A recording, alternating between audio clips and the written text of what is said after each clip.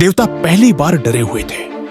असुर ताकतवर नहीं थे, वो निडर थे, और यही सबसे खतरनाक बात थी। देवताओं ने ब्रह्मा से पूछा, ऐसा कौन सा शस्त्र है जो युद्ध शुरू होने से पहले ही उसका अंत कर दे? ब्रह्मा ने जवाब नहीं दिया। उन्होंने ऊपर देखा, जहां सूर्य था वो जलाता था। उसकी तपिश इतनी प्रचंड थी कि उसकी पत्नी संध्या उसे सह नहीं पाई। उन्होंने अपनी छाया छोड़ी और स्वयं तप में चली गई। उसी क्षण ये समझ आया कि अगर तेज पर नियंत्रण न हो तो वो रक्षा नहीं करता, विनाश करता है। विश्वकर्मा ने सूर्य से कहा, इस तेज को कम करना होगा, वरना सृष्टि जल जाएगी। विश्वकर्मा ने सूर्यदेव के तेज का एक अंश अलग किया, लेकिन वो तेज जमीन पर नहीं गिरा। वो रुक नहीं पाया, वो घूमने लगा, पहले धीरे फिर तेज, फिर इतना तेज कि हवा कटने लगी, और इतना शांत कि समय भी घबरा गया। उसी घूर्णन से एक गोल आकार बना, ना तलवार जैसी धार, ना किसी अस्त्र की मूठ, फिर भी वो बाकी सबसे अलग था। उसका नाम रखा गया सुदर्शन, जिसका अर्थ था जिसे देखना सुंदर हो लेकिन सहना असंभव। ये शस्त्र इसलिए खतरनाक नहीं था क्योंकि ये काट सकता था, बल्कि इसलिए क्योंकि ये खुद फैसला करता था। इसे कोई चला नहीं सकता था, ये आज्ञा नहीं मानता था, ये धर्म पहचानता था।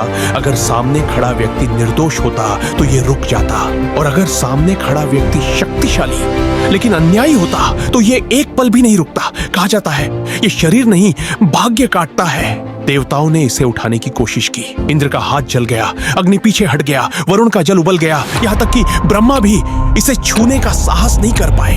तभी विष्णु आगे बढ़े। उन्होंने हाथ आगे नहीं किया, उन्होंने सिर झुकाया, और उसी क्षण पहली बार वो घूमना रुका। वो विष्णु की उंगली पर ऐसे ठहरा जैसे हमेशा से वही का हो। उस दिन ये तय हुआ कि ये शस्त्र उसी के पास रहेगा जो इसे अपना नहीं मानेगा, जो शक्ति रखेगा लेकिन अहंकार नहीं। युग बदले, रूप बदले, लेकिन सुदर्शन वही रहा। कृष्ण के हाथ में वो हथियार नहीं लगा, चेतावनी बन गया। शिशुपाल के सिर से पहले उसके कर्म कटे, और अब वो रहस्य जो कभी खुलकर नहीं कहा गया। कहा जाता है सुदर्शन सिर्फ एक चक्र नहीं है जो दिखाई देता है, वो तो बस रूप है। असली सुदर्शन घटनाओं में घूमता है। जब कोई साम्राज्य अचानक दिख जाता है, जब कोई अत्याचारी अपने ही फैसलों में फंस जाता है, जब ताकत अपने ही बोझ से टूट जाती है, तब लोग ग्रंथों में नहीं,